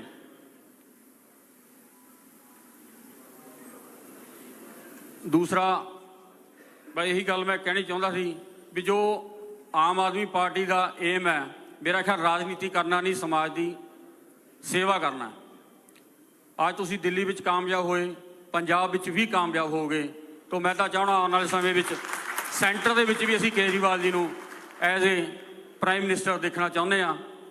ਔਰ ਜੇ ਸਾਡੇ ਏਮ, ਸਾਡੀ ਜੋ ਟੀਮ ਹੈ ਉਹ ਇਸੇ ਤਰ੍ਹਾਂ ਵਧੀਆ ਬੰਦਿਆਂ ਦੀ ਰਹੂਗੀ ਤਾਂ ਜ਼ਰੂਰ ਅਸੀਂ ਕਾਮਯਾਬ ਹੋਵਾਂਗੇ। ਧੰਨਵਾਦ, ਥੈਂਕ ਯੂ। ਬਹੁਤ ਬਹੁਤ ਧੰਨਵਾਦ ਤਰਸੇਮ ਲਾਲ ਜੀ। ਹੁਣ ਮੇਰੀ ਰਿਕੁਐਸਟ ਹੈ ਜਸਪ੍ਰੀਤ ਸਿੰਘ ਨਈਅਰ ਜੀ ਨੂੰ, ਜਿਹੜੇ ਕਿ ਸੀਨੀਅਰ ਵਾਈਸ ਪ੍ਰੈਜ਼ੀਡੈਂਟ ਹੈ ਸਕ੍ਰੇਪ ਟਰੇਡਰ ਐਸੋਸੀਏਸ਼ਨ ਦੇ, ਕਿ ਉਹ ਘੱਟ ਸ਼ਬਦਾਂ ਦੇ ਵਿੱਚ ਜਿਹੜੀ ਹੈਗੀ ਆ ਆਪਣੀ ਗੱਲ ਜਿਹੜੀ ਹੈਗੀ ਆ ਰੱਖਣ ਦੀ ਕਿਰਪਾਲਤਾ ਕਰਨ। ਜਸਪ੍ਰੀਤ ਸਿੰਘ ਨਈਅਰ ਜੀ। ਮੈਂ ਮੰਡੀ ਗੋਬਿੰਦਗੜ੍ਹ ਪਹੁੰਚੇ ਮਨੀਸ਼ ਸਿਸੋਦੀਆ ਜੀ ਦਾ ਬਹੁਤ ਬਹੁਤ ਇੱਥੇ ਸਵਾਗਤ ਕਰਦਾ। ਸਾਨੂੰ ਕੋਈ ਜ਼ਿਆਦਾ ਬੋਲਣਾ ਤਾਂ ਨਹੀਂ ਆਉਂਦਾ, ਸਿਰਫ ਤਕਲੀਫ ਤੁਸੀਂ ਇੱਥੇ ਸੁਣਨ ਆਏ ਹੋ ਤਾਂ ਅਸੀਂ ਤੁਹਾਨੂੰ ਤਕਲੀਫ ਦੱਸ ਰਹੇ ਹਾਂ। ਅਸੀਂ ਗੋਬਿੰਦਗੜ੍ਹ ਦੀ ਜਿਹੜੀ ਸਭ ਤੋਂ ਵੱਡੀ ਤਕਲੀਫ ਇਸ ਟਾਈਮ ਹੋਈ ਵੀ ਹੈ GST ਦੀ, ਜਿਹਦੇ ਉੱਤੇ ਹਰ ਬੰਦਾ ਹੀ ਗੱਲ ਕਰੇਗਾ। GST ਦੇ ਉੱਤੇ ਪਿਛਲੇ 1.5 ਸਾਲ ਤੋਂ ਅਸੀਂ ਸੈਂਟਰ ਦੇ ਵਿੱਚ ਕਿਹੜੇ ਮਿਨਿਸਟਰ ਕੋਲ ਔਰ ਕਿਹੜੇ ਨਿਰਮਲਾ ਸੀਤਾਰਮਨ, ਜਿਹੜੇ ਮਿਨਿਸਟਰ ਸੀਗੇ, GST ਕੌਂਸਲ ਦੇ ਹੈੱਡ ਤੱਕ ਅਸੀਂ ਜਾ ਕੇ ਆ ਚੁੱਕੇ ਹਾਂ। ਉਹਨਾਂ ਨੂੰ ਸਾਰੀ ਅਸੀਂ ਪ੍ਰੋਬਲਮਾਂ ਦੱਸੀਆਂ ਵੀ ਸਾਡੇ ਟ੍ਰੇਡ ਦੇ ਵਿੱਚ ਜਿਹੜੀ ਪ੍ਰੋਬਲਮ ਇਹ ਆ ਰਹੀ ਹੈਗੀ ਆ, ਲੇਕਿਨ ਸਾਡੀ ਸੁਣਵਾਈ ਕੋਈ ਨਹੀਂ ਹੋ ਰਹੀ ਹੈਗੀ ਆ GST ਦੇ ਮੁੱਦੇ ਤੇ।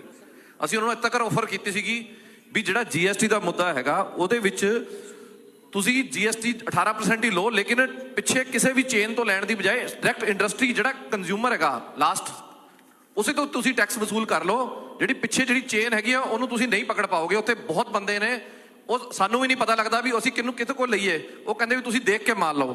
ਤੁਸੀਂ ਦੱਸੋ ਵੀ ਅਸੀਂ ਕਿੱਦਾਂ ਵੈਰੀਫਾਈ ਕਰ ਸਕਦੇ ਹਾਂ ਵੀ ਕਿਹੜਾ ਵਪਾਰੀ ਸਹੀ ਹੈ, ਕਿਹੜਾ ਗਲਤ ਹੈਗਾ। ਗੌਰਮੈਂਟ ਨੇ ਪੋਰਟਲ ਬਣਾਤਾ GST ਦਾ ਪੋਰਟਲ, GST ਦੇ ਉਹਦੇ ਰਿਟਰਨਾਂ ਸ਼ੋਅ ਕਰ ਰਹੀਆਂ, GSTR 1, 2, 3B ਸਾਰੀਆਂ ਸ਼ੋਅ ਕਰ ਰਹੀਆਂ। ਸਾਡੇ ਕੋਲ ਇਸ ਤੋਂ ਇਲਾਵਾ ਹੋਰ ਕੋਈ ਪੈਰਾਮੀਟਰ ਨਹੀਂ ਹੈ ਜਿਹਦੇ ਨਾਲ ਅਸੀਂ ਇਹ ਚੈੱਕ ਕਰ ਪਾਈਏ ਵੀ ਸਾਡੇ ਵਪਾਰੀ ਨੇ ਉਸ ਮਾਲ ਦਾ ਟੈਕਸ ਭਰਿਆ ਕਿ ਨਹੀਂ ਭਰਿਆ। ਗੌਰਮੈਂਟ ਨੇ ਹੀ ਟੈਕਸ ਕਲੈਕਸ਼ਨ ਕਰਨ ਦਾ ਸਾਨੂੰ ਜ਼ਿੰਮਾ ਦਿੱਤਾ ਹੈ ਤੇ ਟੈਕਸ ਕਲੈਕਸ਼ਨ ਕਰਕੇ ਜਿਹੜਾ ਸਾਡਾ ਸਪਲਾਇਰ ਆ ਉਹਨੂੰ ਦੇਣ ਦੀ ਜ਼ਿੰਮੇਵਾਰੀ ਗੌਰਮੈਂਟ ਨੇ ਦਿੱਤੀ ਹੈ। ਅਸੀਂ ਆਪਣਾ ਟੈਕਸ ਇਕੱਠਾ ਕਰਕੇ ਉਹਨੂੰ ਦੇ ਰਹੇ ਹਾਂ। ਅੱਗੇ ਉਹ ਭਰਾ ਰਿਹਾ ਕਿ ਨਹੀਂ ਭਰਾ ਰਿਹਾ, ਇਹਦੀ ਜ਼ਿੰਮੇਵਾਰੀ ਸਰਕਾਰ ਉਹਨਾਂ ਤੋਂ ਲਵੇ, ਸਾਡੇ ਤੋਂ ਕੋਈ ਵਸੂਲੀ ਕਰਾ ਰਹੇਗੀ। ਸਾਡਾ ਮੇਨ ਇਸ ਟਾਈਮ ਜਿਹੜਾ ਮੰਡੀ ਗੋਬਿੰਦਗੜ੍ਹ ਦਾ ਮੇਨ ਜਿਹੜਾ ਇਸ ਟਾਈਮ ਦਿੱਕਤ GST ਦੇ ਉੱਤੇ ਆਈ ਹੋਈ ਆ, ਔਰ ਅਸੀਂ ਪਿਛਲੇ 1.5-2 ਸਾਲ ਤੋਂ ਬਹੁਤ ਧੱਕੇ ਖਾ ਲਏ ਆ। ਮੈਂ ਟ੍ਰੇਡ ਸਕ੍ਰੈਪ ਐਸ਼ਨ ਤੋਂ ਵੀ ਹੈਗਾ ਤੇ ਮੇਰੀ ਆਪਣੀ ਇੰਡਸਟਰੀ ਵੀ ਹੈਗੀ, ਇਸ ਕਰਕੇ ਮੈਂ ਦੋਨਾਂ ਚੀਜ਼ਾਂ ਨੂੰ ਬੜੀ ਭਲੀ ਭਾਂਤੀ ਜਾਣਦਾ ਵੀ ਸਾਡੇ ਗਲੇ ਦੀ ਇਸ ਟਾਈਮ ਫਾਂਸ ਬਣੀ ਹੋਈ ਹੈ, ਰਾਤ ਨੂੰ ਨੀਂਦ ਨਹੀਂ ਆਉਂਦੀ ਸਾਨੂੰ। ਸਹੀ ਕੰਮ ਕਰਕੇ, ਟੋਟਲੀ ਸਹੀ ਕੰਮ ਕਰਨ ਤੋਂ ਬਾਅਦ ਵੀ ਅਸੀਂ ਜੋ ਕਹਿ ਰਹੇ ਹਾਂ ਸਭ ਨੂੰ ਪਤਾ ਹੀ ਹੈ ਜੀ। ਦੂਜਾ ਜਿਹੜਾ ਮੁੱਦਾ ਹੈਗਾ ਇੰਡਸਟਰੀ ਦੇ ਵੱਲੋਂ, ਜਿਹੜਾ ਬਿਜਲੀ ਦਾ ਯੂਨਿਟ 5 ਰੁਪਏ ਯੂਨਿਟ ਪਿਛਲੀ ਸਰਕਾਰ ਨੇ ਡਿਕਲੇਅਰ ਕੀਤਾ ਸੀ, ਸਾਡੇ ਕੋਲ 5 ਰੁਪਏ ਨਹੀਂ ਲਏ ਜਾ ਰਹੇ। 5 ਤੋਂ ਇਲਾਵਾ ਸਾਡੇ ਕੋਲ ਫਿਕਸ ਚਾਰजेस ਲਿਆ ਜਾਂਦਾ ਹੈ, ਜਿਹੜਾ ਕਿ ਸਾਨੂੰ ਰੋਜ਼ ਸਵੇਰੇ ਉੱਠਦੇ ਸਾਰ ਜੇਕਰ ਇੱਕ ਫਰਨਸ ਚੱਲਦੀ ਹੈ ਤਾਂ ਉਹਦਾ 7.5 ਲੱਖ ਰੁਪਏ ਮਹੀਨਾ ਫਿਕਸ ਚਾਰਜ ਬਣਦਾ, ਜਿਹੜਾ ਕਿ 25,000 ਰੁਪਏ ਰੋਜ਼ ਉੱਠਦੇ ਸਾਰ ਸਾਨੂੰ ਦੇਣਾ ਹੀ ਪੈਂਦਾ। ਚਾਹੇ ਸਾਡੀ ਫਰਨਸ ਘਾਟੇ ਜਾ ਚਾਹੇ ਨਫੇ 'ਚ ਹੈ, ਸਾਨੂੰ 25,000 ਰੁਪਏ ਰੋਜ਼ ਸਵੇਰੇ ਉੱਠਦੇ ਸਾਨੂੰ ਪੇ ਕਰਨਾ ਹੀ ਪੈਣਾ। ਜੇ ਅਸੀਂ ਚਾਹੀਏ ਵੀ ਅੱਜ ਫਰਨਸ ਇੰਡਸਟਰੀ ਘਾਟੇ 'ਚ ਹੈ, ਅਸੀਂ ਬੰਦ ਕਰ ਲਈਏ, ਅਸੀਂ ਕਰ ਵੀ ਨਹੀਂ ਸਕਦੇ, ਕਿਉਂਕਿ ਸਾਡੇ ਮੋਢੇ ਦੇ ਉੱਤੇ ਤਲਵਾਰ ਰੱਖੀ ਵੀ ਤੁਹਾਨੂੰ ਚਲਾਣੀ ਪੈਣੀ, ਨਹੀਂ ਤਾਂ 25,000 ਤੁਹਾਨੂੰ ਦੇਣਾ ਪੈਣਾ। ਅਸੀਂ ਇਹ ਚਾਹੁੰਦੇ ਹਾਂ ਵੀ ਆਉਣ ਵਾਲੇ ਟਾਈਮ ਦੇ ਵਿੱਚ ਜੇ ਤੁਹਾਡੀ ਸਰਕਾਰ ਆਉਂਦੀ ਹੈ ਤਾਂ ਜਿਹੜਾ ਬਿਜਲੀ ਦਾ ਹੈਗਾ ਉਹਨੂੰ ਫਿਕਸ ਚਾਰਜ ਨੂੰ ਹਟਾ ਕੇ ਇੱਕੋ ਹੀ ਰੇਟ 5 ਰੁਪਏ ਜਿਹੜਾ ਰੱਖਿਆ ਹੈਗਾ ਉਹੀ ਕੀਤਾ ਜਾਵੇ, ਤਾਂ ਕਿ ਇੱਥੇ ਦੀ ਇੰਡਸਟਰੀ ਸਰਵਾਈਵ ਕਰ ਪਾਏ। ਸਾਡੇ ਕੋਲ ਇੱਥੇ ਕੋਈ ਸੋਰਸ ਨਹੀਂ ਹੈ, ਨਾ ਸਾਡੇ ਕੋਲ ਇੱਥੇ ਸਕ੍ਰੈਪ ਹੈ, ਨਾ ਸਾਡੇ ਕੋਲ ਇੱਥੇ ਕੋਈ ਖਪਤ ਹੈਗੀ ਆ। ਅਸੀਂ ਪੂਰੇ ਹਿੰਦੁਸਤਾਨ ਤੋਂ ਸਕ੍ਰੈਪ ਇਕੱਠੀ ਕਰਕੇ ਲੈ ਕੇ ਆਉਂਦੇ ਹਾਂ, ਇੱਥੇ ਉਹਨੂੰ ਰੀਮੈਲਟ ਕਰਕੇ ਫਿਨਿਸ਼ ਕਰਕੇ ਤੇ ਉਹਨੂੰ ਪੂਰੇ ਹਿੰਦੁਸਤਾਨ 'ਚ ਸਪਲਾਈ ਕਰਦੇ ਹਾਂ। ਸਾਡੇ ਕੋਲ ਕੋਈ ਸੋਰਸ ਨਹੀਂ ਹੈਗਾ ਇੱਥੇ।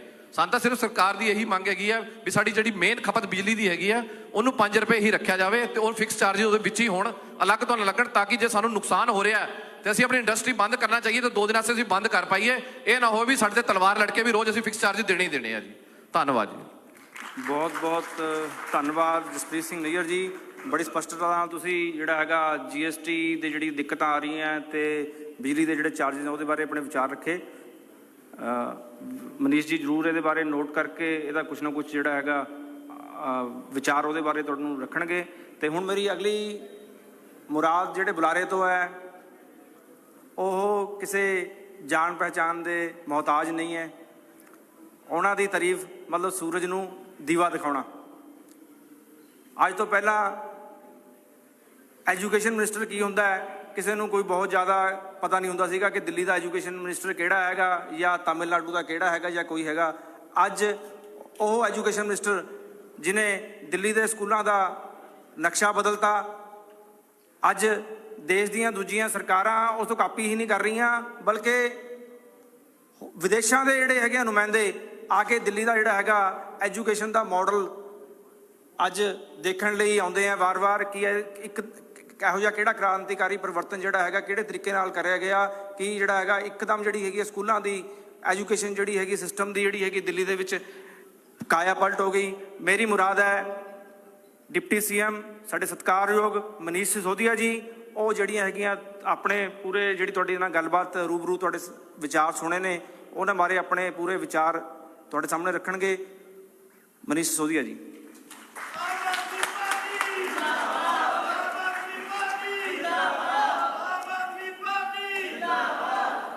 बहुत बहुत धन्यवाद गुलशन भाई।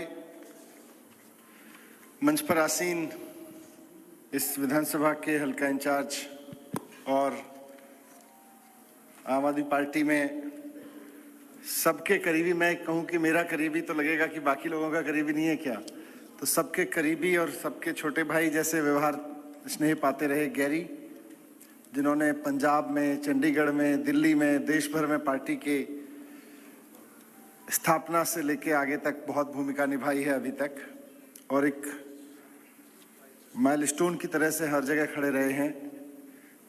जिनके दम पर, जिन जैसे साथियों के दम पर पार्टी युवाओं की पार्टी है गैरी भाई।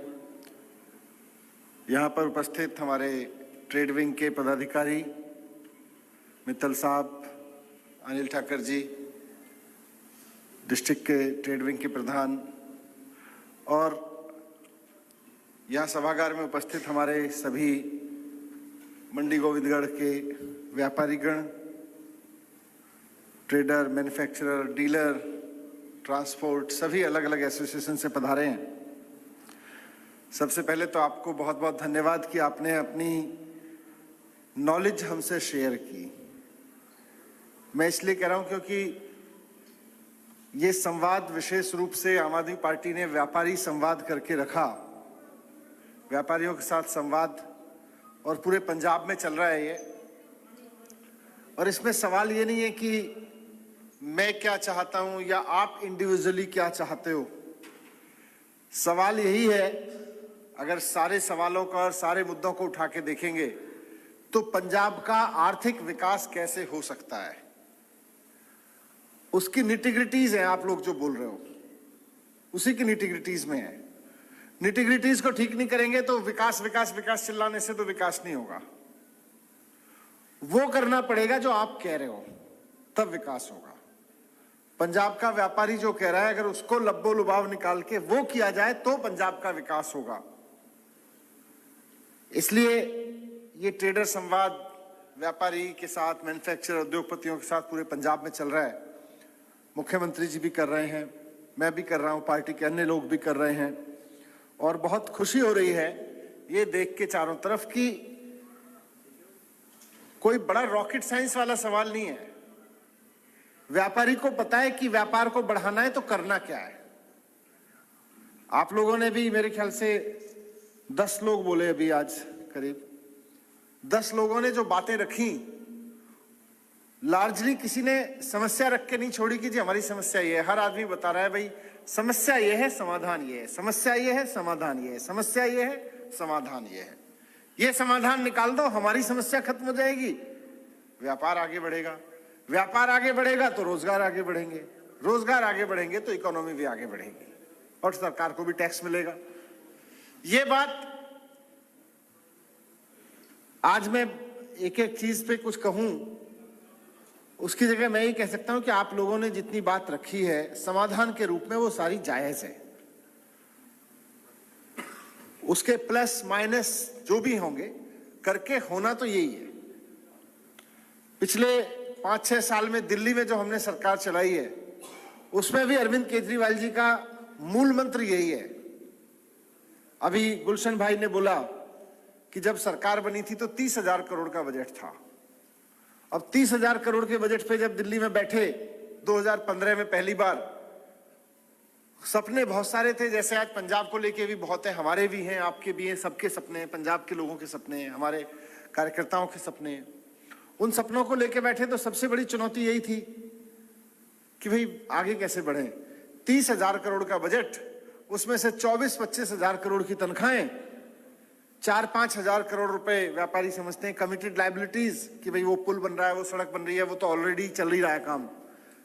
1,000 करोड़ रुपए भी थे मुश्किल से, जिसपे ये कह दें कोई योजना बनाने के लिए कि भाई नई सरकार आई है, कुछ अच्छा करेगी, नया करेगी। 1,000 करोड़।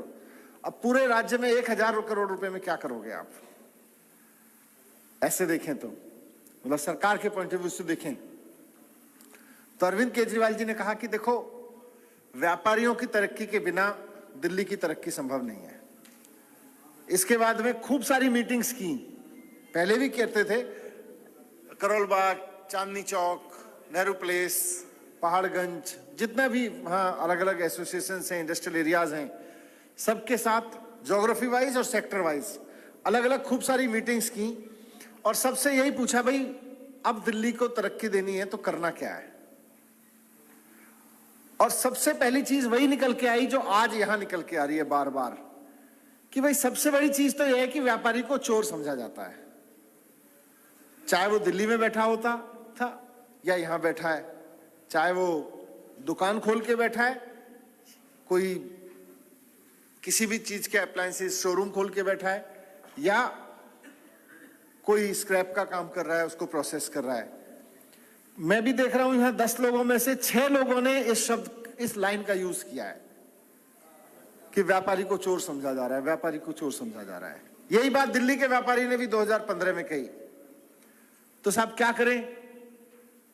तो उसका तरीका है था कि रेड राज बंद कर दो, क्योंकि चोर समझा जाता है इसलिए क्योंकि दफ्तर में बैठा हुआ इंस्पेक्टर सोचता है कि चलो कुछ पैसा ले आए। अब पैसा लेने के लिए जिसके यहां जाएगा, आते ही उसको बोलेगा चोरी कर रखी है तुमने।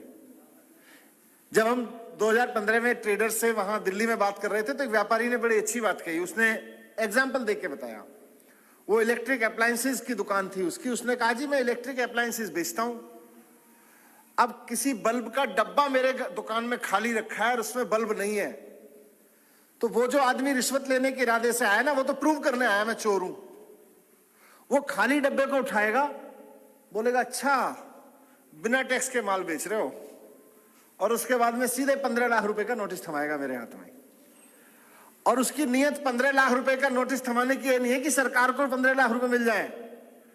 उसकी नीयत यह है कि 15 लाख रुपए का खाली डब्बे के बेस पर 15 लाख रुपए का नोटिस देके मैं कम से कम इससे 5 लाख रुपए निकलवा के ले जाऊंगा चोरी के। तो असली चोर आता है व्यापारी के यहां, चोर वो है। तो सीएम साहब ने 2015 में ही कहा भाई ये रेड राज बंद करो, ये जो इंस्पेक्टर यूं ही मुंह उठा के चले जाते हैं कहीं पे।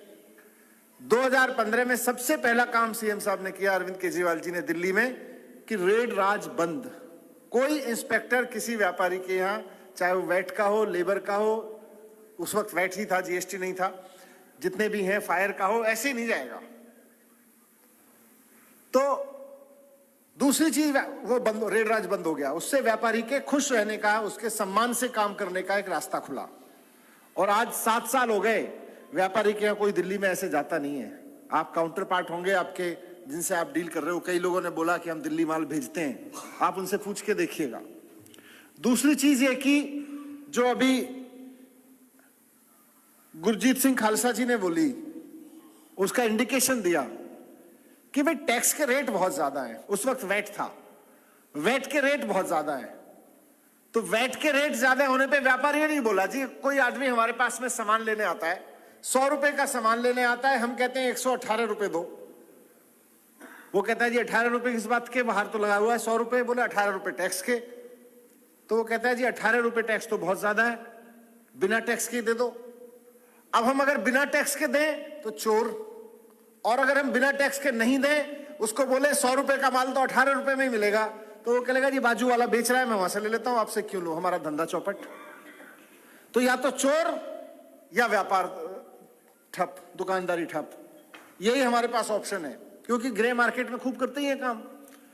बोले जी आप 100 रुपए का माल 118 में बेचने को फोर्स करते हो हमको, आप टैक्स रेट कम कर दो, 100 रुपए का माल 118 में खरीदने वाले लोग कम मिलेंगे, 100 रुपए का माल 105 रुपए में टैक्स देके खरीदने वाले लोग ज्यादा मिल जाएंगे, ज्यादा लोग मान लेंगे इस बात को।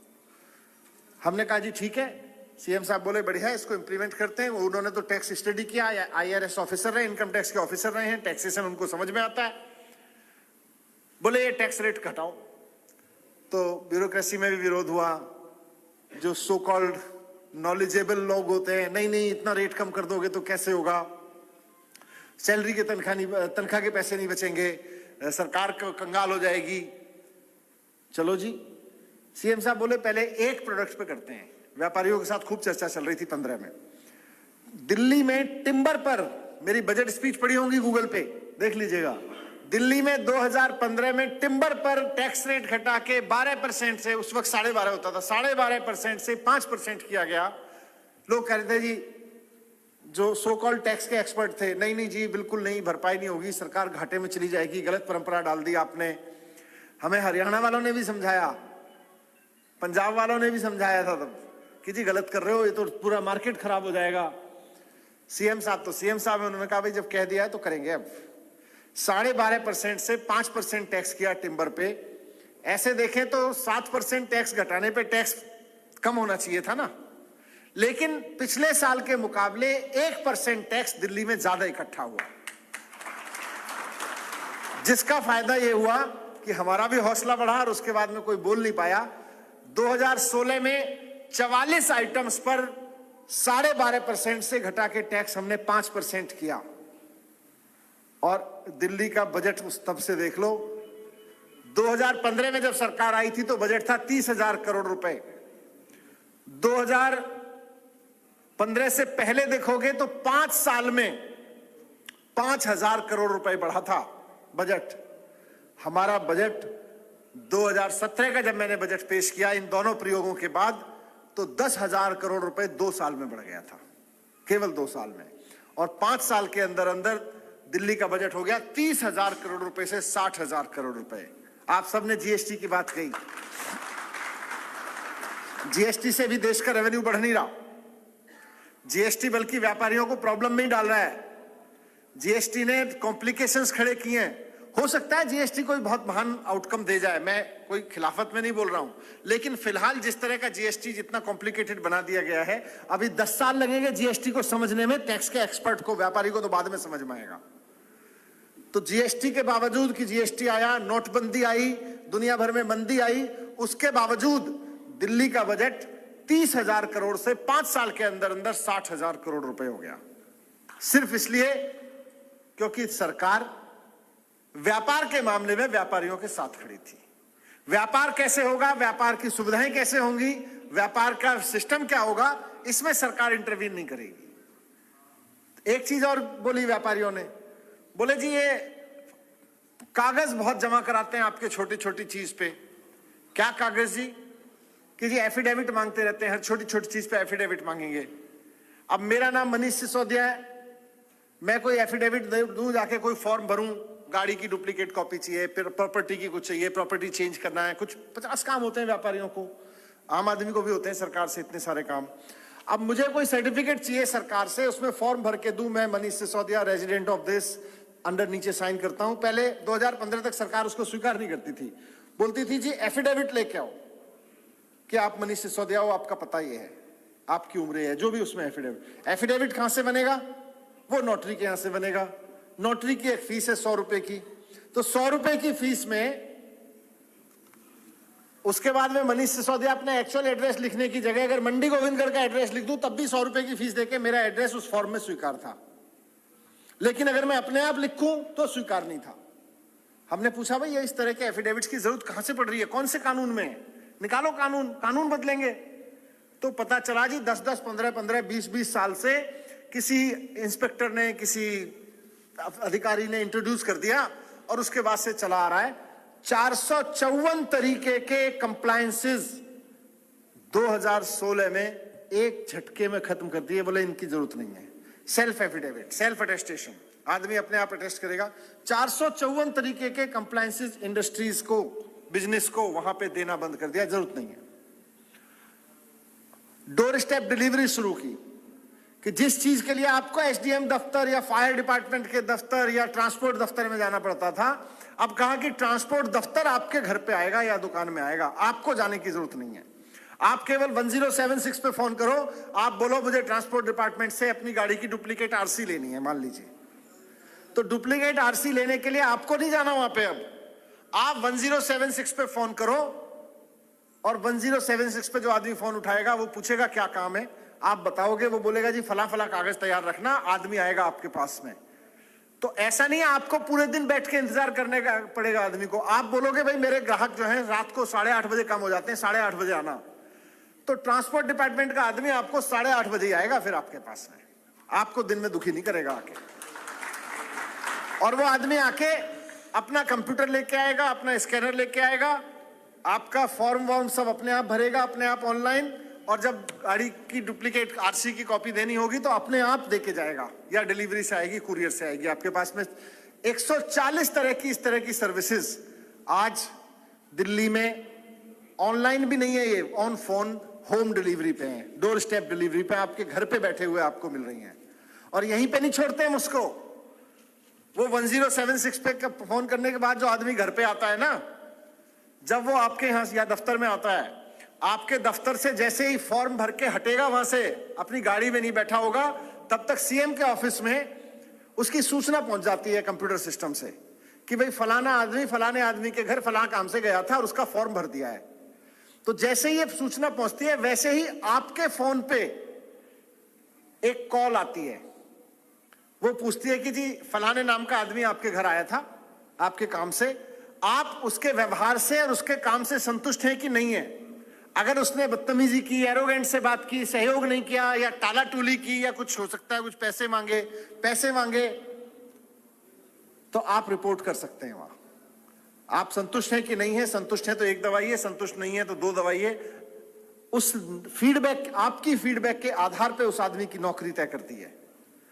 तो ये अकाउंटेबिलिटी तक का सिस्टम लाए, उसकी वजह से आज दिल्ली में, जिसका जिक्र अभी गुलशन भाई ने भी किया, कि सारे देश में मंदी के बावजूद दिल्ली का व्यापार भी बढ़ रहा है, जीडीपी बढ़ रही है, पर कैपिटा इनकम भी दिल्ली की 3 गुना हो गई पूरे देश के मुकाबले, और भी बहुत सारी चीजें हुई हैं, मैं बहुत डिटेल में नहीं जा रहा, लेकिन आपने जितनी बातें रखी हैं उसमें से एक एक चीज पे काम होना जरूरी है। उसमें से एक एक चीज, और जीएसटी तो खास तौर से, जीएसटी के काउंसिल में जितना मैं लड़ा हूं, दिल्ली जब भी जीएसटी की मीटिंग होती है उससे पहले दिल्ली के ट्रेडर्स का मेरे यहाँ लाइन लगी होती है, ये मुद्दा, ये मुद्दा, ये मुद्दा, ये issue, associations, market associations, sector associations, अलग अलग सेक्टर की सब मेरे को फीडबैक देती हैं, उसके बाद में जाता हूँ। और सीएम साहब ने जीएसटी सपोर्ट कमिटीज बना दी हैं पूरी दिल्ली में, जिनका काम ही है कि जब भी जीएसटी काउंसिल की मीटिंग हो या अदरवाइज भी उसके इंप्लीमेंटेशन में कोई दिक्कत हो तो वहां जो दिल्ली सरकार के लेवल की चीजें वहां होती रहे, जीएसटी काउंसिल में ले जाने वाली चीजें मैं लेके जाता हूं। तो ये सब चल रहा है दिल्ली में। आप सबका साथ रहा, केजरीवाल जी को एक मौका मिला, केजरीवाल जी की राजनीति को एक मौका मिला। एक मौका देकर देखिए, दिल्ली का वाला चीजें पंजाब में भी होने लगेंगी, वही तरक्की वही बात पंजाब में भी होने लगेगी। टैक्स की कमी नहीं है, व्यापार के तो चांसेस ज्यादा है। किसी भाई ने अभी बोला कि जीएसटी दिल्ली में तो हमारी 2/3 सरकार है, बल्कि 1/3 है। पुलिस हमारे पास नहीं, वहां पे जमीन हमारे पास नहीं, वो डीडीए सेंट्रल गवर्नमेंट के पास में है। अफसरों की ट्रांसफर पोस्टिंग हमारे पास में नहीं। 1/3 सरकार में अगर 5 साल के अंदर अंदर इतना काम हो सकता है तो पूर्ण राज्य की सरकार में तो जबरदस्त काम हो सकता है। ईमानदारी से चाहिए, नियत चाहिए, ईमानदारी की राजनीति करने वाली पार्टी चाहिए। आम आदमी पार्टी की सबसे बड़ी खास बात यही है कि जिसको आता है, सीएम साहब बोलते हैं इस चीज को कि सरकार चलानी है तो हर चीज आपको नहीं आएगी। व्यापारियों ने एक चीज और बोली थी जी, बिजली 24 घंटे आनी चाहिए। बिजली दिल्ली में भी 24 घंटे नहीं आती थी, 6-6, 7-7 घंटे के। अब सीएम साहब तो मैकेनिकल इंजीनियर हैं, सत्येंद्र जैन जी जो है आर्किटेक्ट हैं, दोनों को बिजली की कोई वो नहीं थी नॉलेज। हम कहें कि नहीं साहब बिजली के एक्सपर्ट थे, लेकिन जिसको आता था उसको इज्जत दी, उसके साथ बैठे, उसको समझ आती थी, बिजली वालों को ही समझ में आती थी, उनके साथ बैठ के आज बिजली नई नहीं बनती दिल्ली में, बिजली खरीदने का कोई नया कॉन्ट्रैक्ट नहीं हुआ। 24 घंटे बिजली आती है आज दिल्ली में, 24 घंटे। जनरेटर इन्वर्टर दिल्ली में बीते जमाने की बात हो गई। तो जिसको आता है उसके साथ बैठो, जिसको पता है। आप में से कई लोगों ने यहां से ऐसे ऐसे सुझाव दिए। हेमंत भाई ने कई चीजें इंडस्ट्री को बढ़ाने के लिए बोली, भगवान दास जी ने तो पूरा एक खाका दिया और खासतौर और बार बार इस चीज को दिया। मुझे लगता है सबसे बड़ी पीड़ा है यहाँ के व्यापारियों की कि व्यापारी को चोर समझा जाता है। ये तो मैं आज बोल रहा हूं आपको, सरकार बनने के बाद व्यापारियों के संबंध में जो पहला आदेश होगा वो रेड राज बंद करने का आदेश होगा।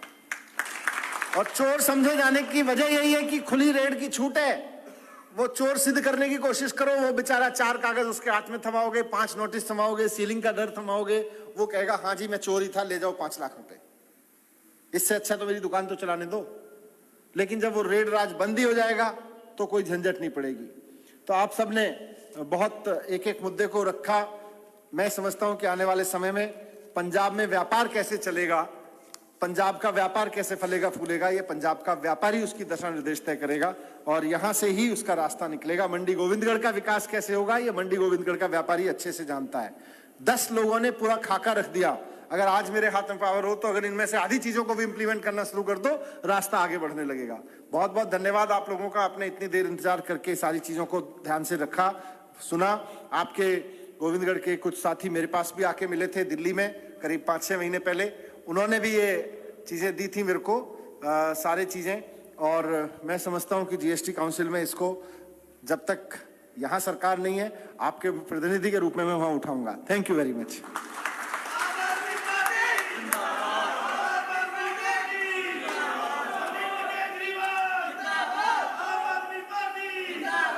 इनकलाब आम आदमी पार्टी, मंडी गोविंदगढ़ का व्यापारी, मुंडे गोविंदगढ़ का उद्योगपति, मंडी गोविंदगढ़ का कारोबारी।